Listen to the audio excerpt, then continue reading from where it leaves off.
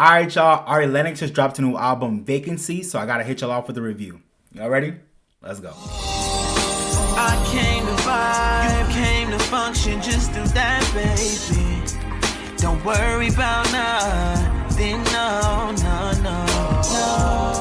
What's good, y'all? It's your boy Bright here, the R&B kid, and I'm back again with another episode of On the Bright Side TV. Welcome back. How you doing? Hope you're doing very well. Listen, y'all, my girl Ari Lennox, I love her so much. She just dropped a new album, her third studio album, Vacancy. This is Ari Lennox's third studio album, like I said, and it's her first off of Dreamville. So this is actually a very important moment in her career. Her first two albums, great projects, Shea Butter Baby and Age Sex Location, were dropped on Horoscope and Dreamville. But she left Dreamville, I forgot. I think it was at some point last year. I forgot when. But it made sense. Because even though I think, obviously she loves her Dreamville fam and they created, great history together with those two projects and those eras. I think it was always coming down the line. Not to sound like a hater, but Ari Lennox just always felt like an asterisk in the Dreamville world instead of her being like the queen of Dreamville, like the princess. She didn't feel like that. Not it should have been how Shanti was like the princess of Murder Inc. and we have so many examples of that. Like Ari Lennox kind of felt like an afterthought on Dreamville, which is understandable because it's more of a hip hop focused label and crew. So she always was going to be on her own bubble within that label. So it's unfortunate how things went, especially when she won that Rod Wave tour, and a lot of things just haven't really worked out well in terms of her sound and her brand and her identity as an artist in terms of the people she's been associated with in her career up until this point, including Dreamville. Even though it was obviously good vibes and good intentions when they joined forces years ago. But it's a bittersweet exit for her in Dreamville because I think she had a lot of goodwill and a lot of good support with J. Cole and just that whole camp. And I think they brought a lot of visibility to her as an artist when she was with them. So it's kind of, bitter that she's left them. At the same time, I'm happy for her because I feel like now she can really chart new territory in her career and really focus on honing in and staying strong to her brand and her musical identity. And also hopefully expanding her horizons and really, hopefully finding new connections with other people in the business, other, management people and other creative directors and other teams that can really help her build on what she got going on and hopefully take her to a new level past what she did in Dreamville. But I do want to say, funny enough in itself, this is not her first album off of Dreamville, and it's also her lowest charting album, which has really made me upset as a fan. And I just have to say this, y'all, as y'all know I go hard for R&B. I'm really disappointed with the way we did Ari Lennox because it's funny how when her album dropped, I remember that weekend I went to go visit my homie Mo in North Carolina. Shout out to you, Mo. And I remember the timeline that whole weekend, even into the week after that, was like, oh my God, this Ari Lennox album, did y'all hear it? It's fire, it's crazy. My whole timeline was like, Ari Lennox killed it, she did that. R&B is safe in good hands, her album is exquisite, y'all gotta go check it out. My whole timeline felt like Ari Lennox praise and exalting her, as we should have, because the album is amazing. And, she came through with a great project, which I'll talk about. But then, after her first week of sales, she came back ranking at number 172 on the Billboard 200, which is such a sad number to see. Not just within itself, but also if you think about the fact that her first two albums debuted in the 60s on the 200, right? So her first album without the support of Dreamville, and mind you, it kind of is like she's starting from square one again. She kind of is starting afresh and new. But for her to go down that to that steep of a decrease in sales and her chart position with her latest album, especially when low-key you might even consider her best album, to be honest, it's really sad. And I just need for people to stop. I'm so sick of people praising artists on the timeline and us exalting these artists on the timeline, just social media buzz. This person's so great, the album is so great, but y'all not streaming their shit and y'all not buying their shit. And it's so annoying. It's I actually stream the artists I care about. I buy albums when I bought Ari Lennox's album. I buy albums when I care and when the artist delivered, and especially when it's an artist that I love. We have to support these artists. I'm it's just so crazy to me that Ari Lennox gave us a great project. And the whole timeline was speaking her praises. Just crazy, her whole release week. And for her to debut so low, it's come on, y'all. That must be heartbreaking for her and her team. To not because they need numbers to validate what they're doing, but it's just a shame to get so much social media praise, but not translate to real life praise, which is who's buying and streaming your shit. That's what the music industry is about. It's not about who's gonna get the most clicks and likes in terms of people talking about their album, it's about who is actually, in people's ears and in people's, wallets with buying their albums, buying vinyls, buying CDs, streaming their projects. Like, y'all not doing that. Y'all just talking about these artists for a hot second and then y'all moving on. So I just had to say that because it was on my spirit, and I really hate that for Ari Lennox because I feel like she deserved more. To see even LMA, her album debuted like in the 40s somewhere. Jill Scott debuted at like 33. So it's like, but why did Ari Lennox have to debut that low? When, if anything, I feel like she's gotten the most hype on social media all year out of all the R&B girls with her project so far. So it's just, we gotta get that together, y'all. Just let me know what y'all think about that whole conversation. I know it's a really deep and very layered conversation, but that's just my quick thoughts on it. I had to say it because that shit bothers me so much. Like, Ari Lennox really deserved more from the culture and from her American fan base than to debut at 172. That was crazy. But okay, let's get into the review of this project. So in terms of credits on this album, I love how she stuck with a lot of her familiar people in terms of her, her songwriters and producers. She has Elite pretty much contributing to almost every track off this album. Shout out to you, Elite. You killed this project. I love the chemistry that her and Elite have. He's pretty much been her main producer since the beginning, and I love the sound that they've continued to curate together. It's a beautiful sound. I feel like every Ari Lennox project just sounds like her. I feel like there's not a lot of people that really give exactly what she gives in the marketplace right now, and I love that her and Elite, along with other people, have really honed in on a sound that just is so her, and it works every single time. But along with Elite, we have other people that help produce this project, like Jermaine Dupri and Brian Michael Cox. They produced the single "Soulful" era that y'all paid dust, but it was a cute song in my opinion. And they also produced the title track "Vacancy," one of the highlights off the album. So I love what they contribute to this album. Shout out to JD and Brian Michael Cox, giving her that classic sound, but in a new, fresh way. We also got JY Did It on a track. I think he produced High Key.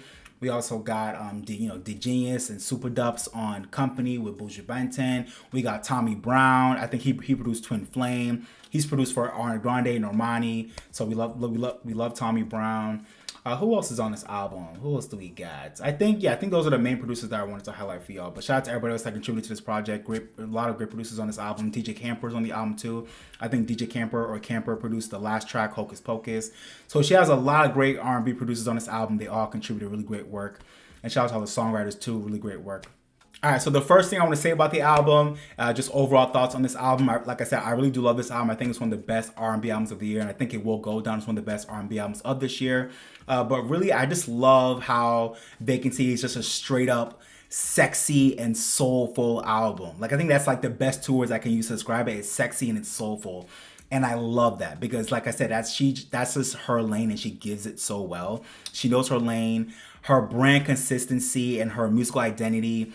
It's so solid and it's crazy. And I'm so grateful to her for filling a lane and providing a sound and a soundscape with her projects, especially this one right here, that's just so underappreciated and under celebrated in our modern climate and the modern musical culture.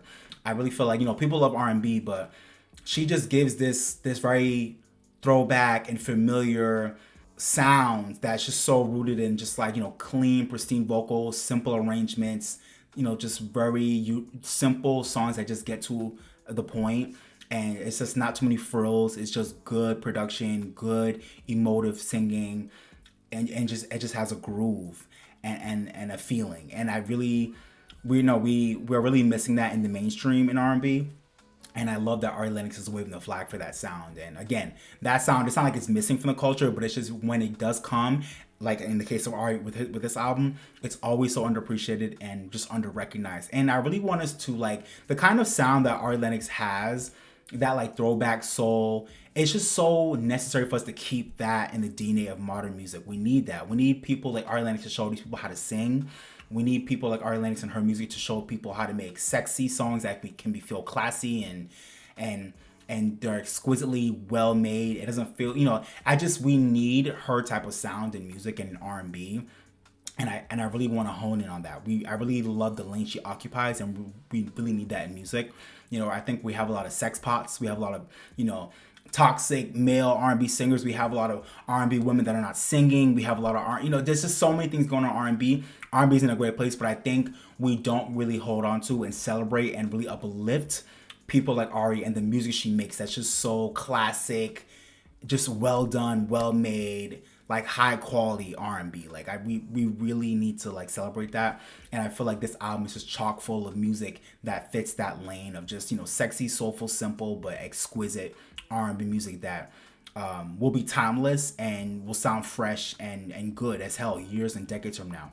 We need to celebrate more albums like this and more artists that make music like this, because they're needed and it's important. So I just want to appreciate Ari for what she gives to the culture, and I want to give her a salute, give her her tens for this album, just really honing in on her sound, doubling down on it in such a profound way. Amazing work.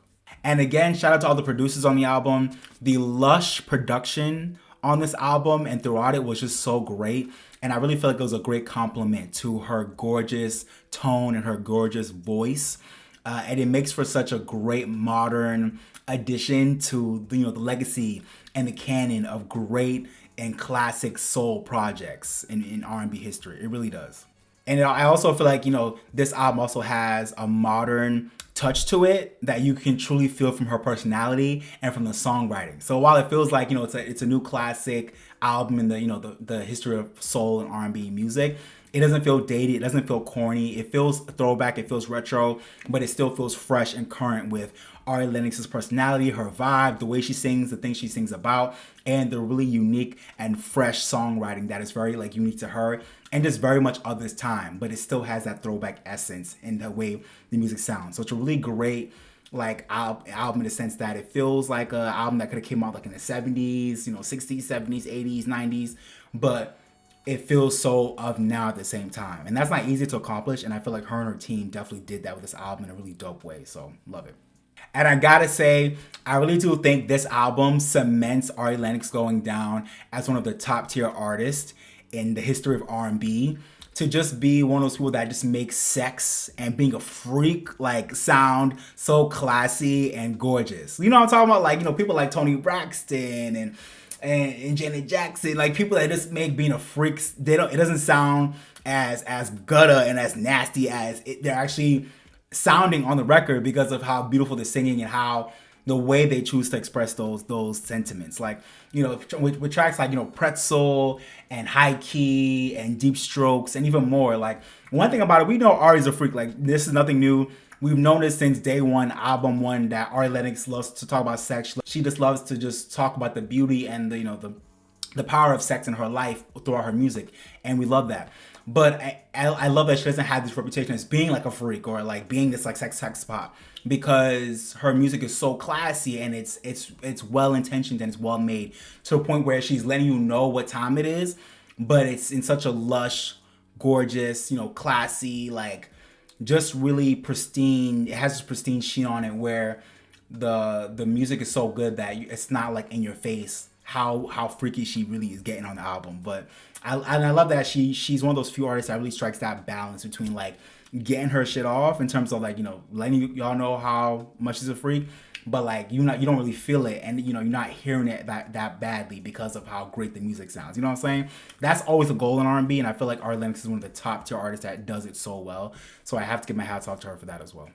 But then again, there's also, I don't want to make it seem like that's all she talks about on this album, because there's so many other topics on this album, and I love that she has a lot of other great concepts embedded on the album. With Under the Moon, she's talking about being very wary of a man, and knowing that she doesn't want to get taken over by a man's manipulation and gaslighting and bullshit, and by his toxicity, right? And then on tracks Softcore Era, she's talking about wanting to live a soft life and self-empowerment and girl power and all that type of stuff. And then with Cool Down, she's talking about just calming down, finding time to find peace and chill vibes in life. And then Horoscope, talking about the different horoscopes and how they all treat her depending on who they are. Company, keep me some company. She has a lot of other topics on this album. Then a lot of other tracks talking about just straight up love and heartbreak and that type of stuff. Just very very typical themes. But I do think she has a really good balance of themes on this album. A lot of sex, a lot of love, and a lot of other stuff embedded as well. So it really does feel like a really balanced album, consistent album, but also balanced in terms of themes and concepts as well. I also really appreciate this album because I feel like it was perfectly sequenced. I really want to give kudos to what I feel like is definitely becoming a lost art, especially amongst the younger artists of this generation. So shout out to Ari Lennox for creating, and her team, for really in my opinion, like producing a perfectly sequenced album. Like I don't think I would have sequenced it any differently. I really feel like every track flows perfectly into the next in terms of how they sound, in terms of the concepts, the themes, the vibes. Like it really is a well sequenced album from track one to the end. It's sequenced so well, and it feels like a complete album and a complete thought. Now, just getting to some thoughts on some of the tracks on the album that I want to mention for y'all quickly. Shout out to Mobbin in DC as the intro for the album. I love how she didn't do it for A-Sex Location, but for the first album, Shea Butter Baby, she had Chicago Boy as the intro, and now for this album, we have Mobbin in DC as the intro. So I love how she's continuing that theme of like mentioning a city for the intro track. Mobbin in DC is a great track off the album. I love that as a highlight for the intro. Under the Moon, I guess it's one of the singles off the album. Even though I definitely know it's gonna flop, it's not gonna do well because a lot of people didn't like it, and it's just a really different song that I don't think will do well. And myself included, I actually didn't like Under the Moon when it first came out. I thought it was a chop. I hated it. It didn't click for me at first, but upon further listens, Under the Moon really grew on me, and I get it now.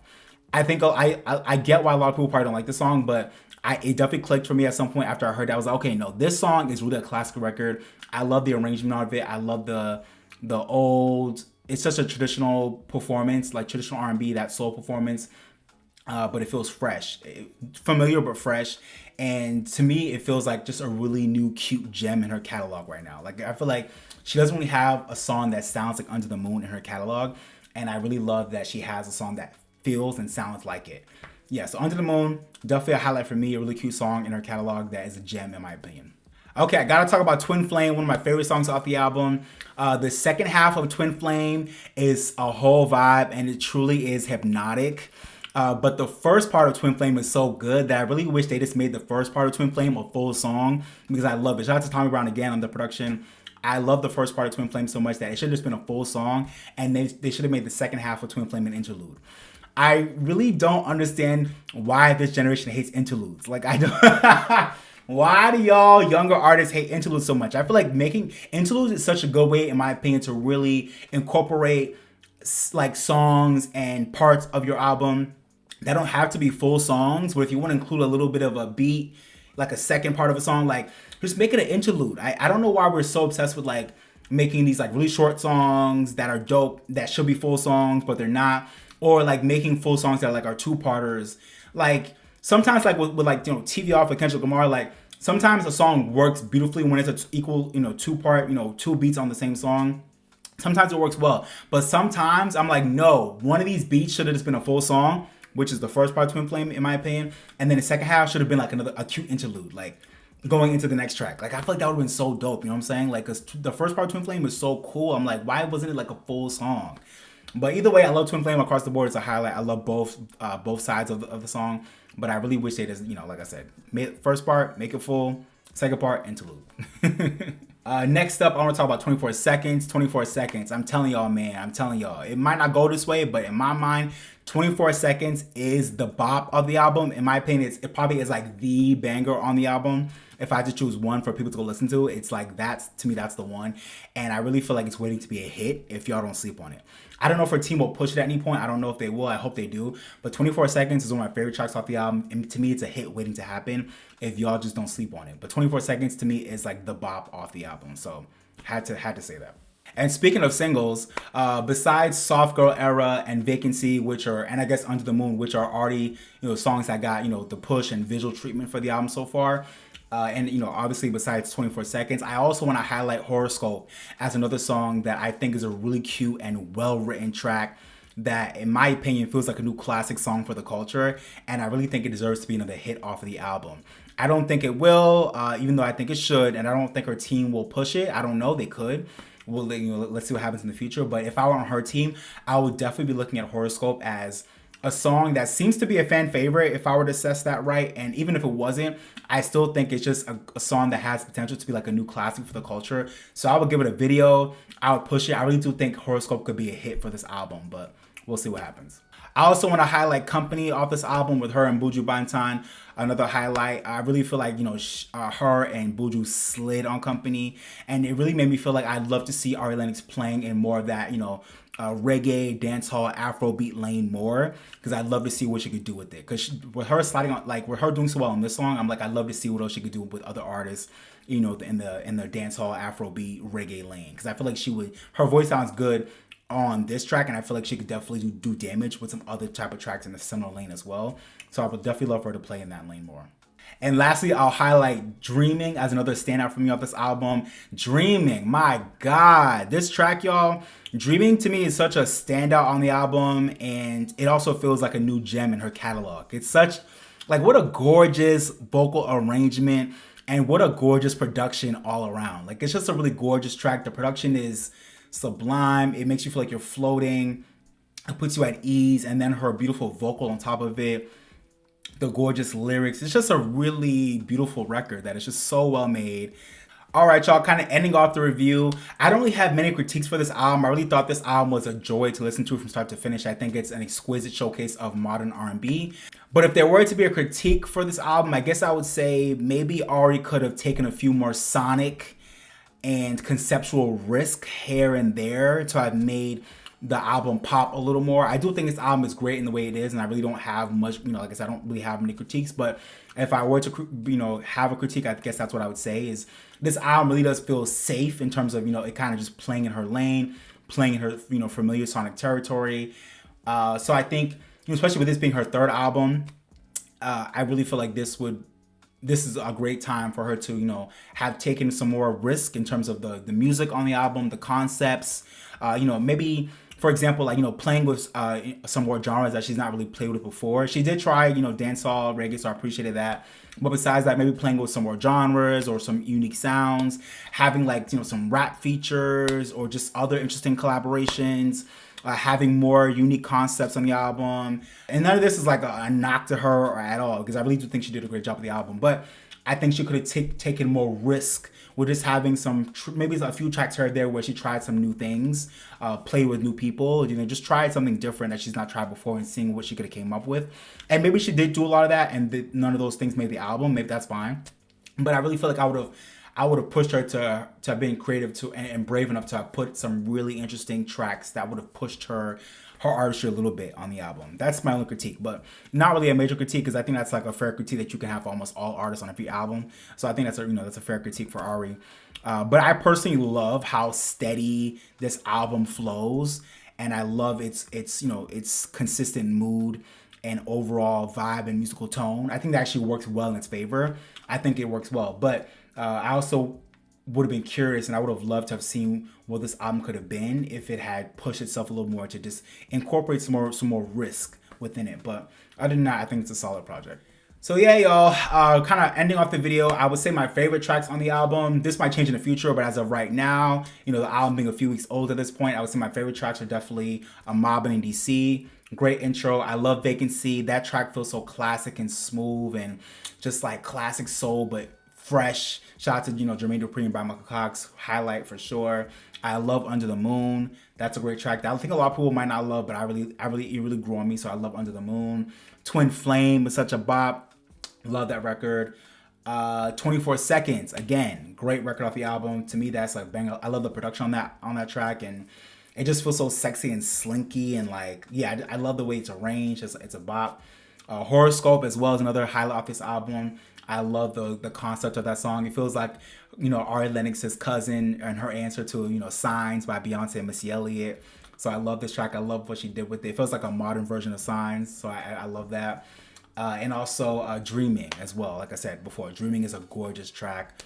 Such a beautiful production, such a, you know, beautiful vocal arrangement throughout. So that's definitely a highlight as well. I love pretty much every track off this album. There's not one track that I really don't like. So I actually have no tracks that I dislike for real. But those are just my favorite tracks out of the bunch. So, but yeah, let me know what are your favorite tracks down below. And for my rating for this album, I will give this album a 4 out of 5. I feel like that's a fair score.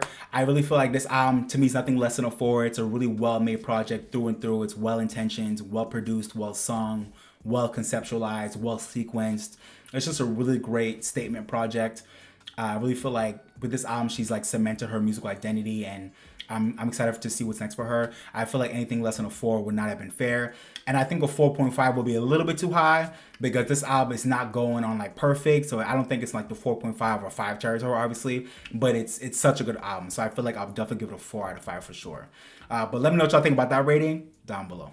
All right, y'all, but that was my review of Ari Lennox's new album, Vacancy. Hope you guys enjoyed that. I really love this project, but I'd love to hear your thoughts down below. Let me know what y'all thought about the album. Do you guys love it? Do y'all hate it? Do y'all feel like it was okay? You know, it wasn't bad, but, you know, you were expecting more, or you wanted something a little bit different from her? You know, I'd love to hear your thoughts down below. Let me know what are your favorite tracks. Let me know what you thought about my review of the album. Do y'all think I'm tripping? Do y'all think it was on point review? You know, I love all your thoughts below, so let me know what y'all think. But until next time, this has been your boy Bright, the R&B Kid. Thank you for watching. But for now, I'm signing off, baby. Bye, y'all. Peace. I came to vibe, you came to function, just do that, baby. Don't worry about nothing, no. I came to vibe, you came to function, just do that, baby. Don't worry about nothing, no. Relax just a little bit. You don't gotta worry, you can just